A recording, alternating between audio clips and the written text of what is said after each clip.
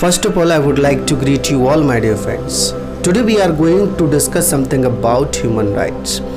आज my dear friends हम human rights इन हिंदी मानव अधिकारों की बात करने जा रहे हैं कि मानव अधिकार क्या है, मानव अधिकारों की परिभाषा क्या है और मानव अधिकारों का मतलब क्या है, ये चीज़ मैं आपको बताना चाहूँगा.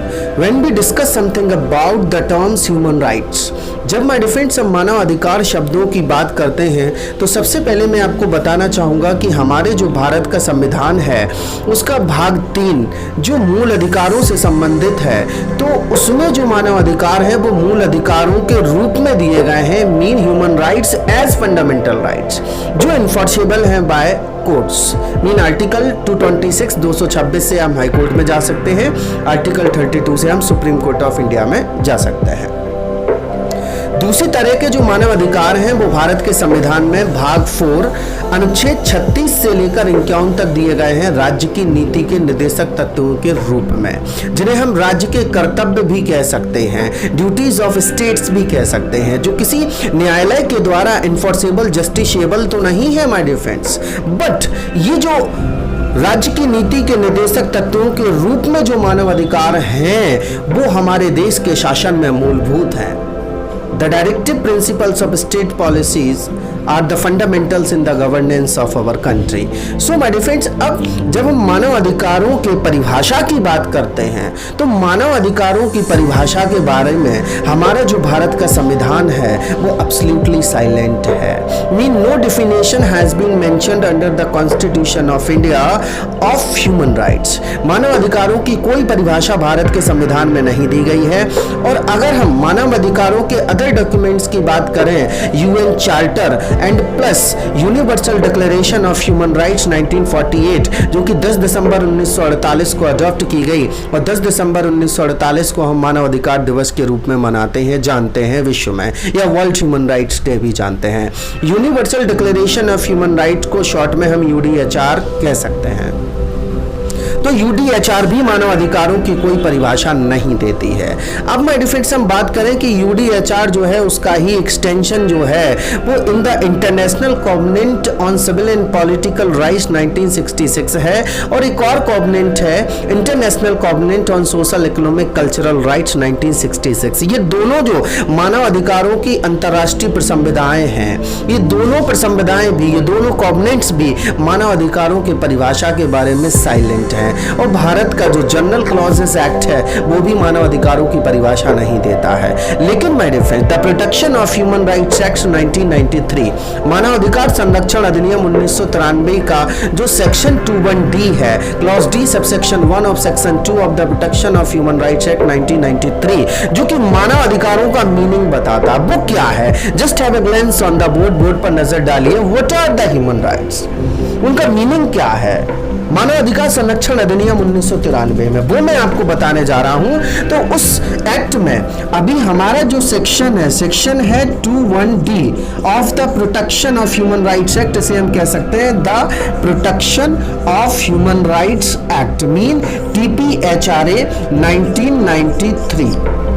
ये जो एक्ट है माय डियर फ्रेंड, इस एक्ट की धारा 21D में ये मेंशन किया गया है कि ह्यूमन राइट्स का मतलब क्या है. Human rights mean the rights relating to life, वो अधिकार जो कि लाइफ से रिलेटेड है, लिबर्टी स्वतंत्रता से रिलेटेड है, इक्वालिटी समानता से संबंधित है, एंड डिग्निटी ऑफ इंडिविजुअल, जो व्यक्ति के, जो इंडिविजुअल अकेले व्यक्ति की गरिमा से संबंधित है, and guaranteed by the constitution, जो हमारे भारत के संविधान के द्वारा गारंटीड है. तो मैं ये क्लैरिफाई कर देना चाहूंगा माय डियर फ्रेंड्स कि भारत के संविधान में जो मूल अधिकार है वही मानव अधिकारों के रूप में जाने जाते हैं, बट मूल अधिकार और मानव अधिकारों में बहुत अंतर है. There is a world of difference between fundamental right and human rights. Fundamental rights और human rights में बहुत डिफरेंस है.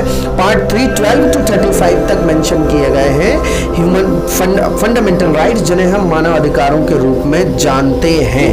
अब बात यह है कि हमारे जो fundamental rights as human rights हैं उनकी गारंटी के बारे में क्या प्रोविजन है कॉन्स्टिट्यूशन में, तो वो है आर्टिकल 32. आर्टिकल 32 अपने आप की गारंटी इन हिंदी में प्रत्याभूति देता है.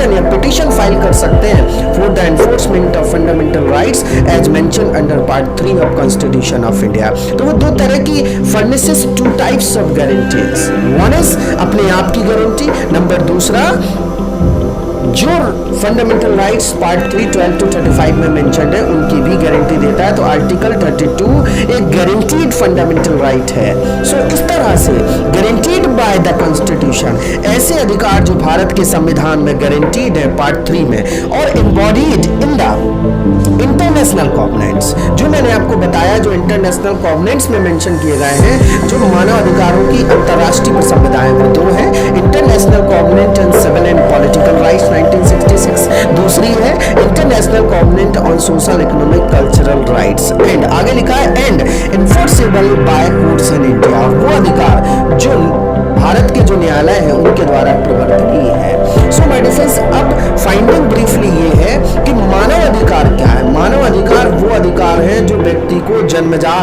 जन्मतः मानव होने के नाते दिए गए हैं। प्राकृतिक अधिकार, नेचुरल राइट्स, वर्थ राइट्स, वो अपने आप में मानव अधिकार है। मानव अधिकार हम ऐसे समझ सकते हैं, डी.डी. बसु ने अपनी किताब में लिखा है कि मानव अधिकार वो अधिकार है जो व्यक्ति के मिनिमम स्टैंडर्ड, मिनिमम नेसेसिटीज से रिलेटेड है।